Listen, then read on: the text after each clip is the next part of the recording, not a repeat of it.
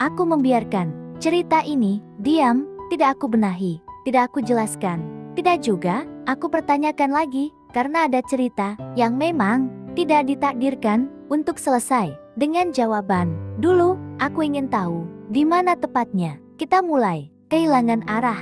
Sekarang aku sadar, mengetahui tidak selalu membuat hati lebih tenang. Putus cinta kadang bukan tentang perpisahan, ia tentang kesadaran bahwa kita sudah terlalu lama berjalan sendiri-sendiri. Aku ingat bagaimana aku menguatkan diriku setiap hari, meyakinkan diri bahwa semua ini masih layak diperjuangkan. Padahal hatiku sudah lebih dulu lelah. Malam-malam menjadi tempat aku berhenti berbohong. Aku akui, aku ingin dipilih tanpa harus meminta. Aku ingin dicintai tanpa harus mengecil. Aku rindu, dan itu tidak salah.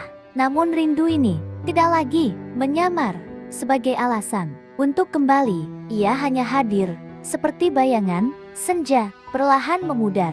Aku kehilanganmu, dan itu nyata. Namun aku juga kehilangan kebiasaan mengabaikan diriku sendiri. Putus cinta mengajarkanku bahwa tidak semua yang kita jaga harus kita miliki. Kadang cukup kita hormati, lalu lepaskan. Aku berhenti mengulang cerita di kepalaku, berhenti berharap akhir yang berbeda. Jika suatu hari kamu mengingatku, ingatlah dengan tenang, sebagai seseorang yang pernah tinggal tanpa setengah-setengah.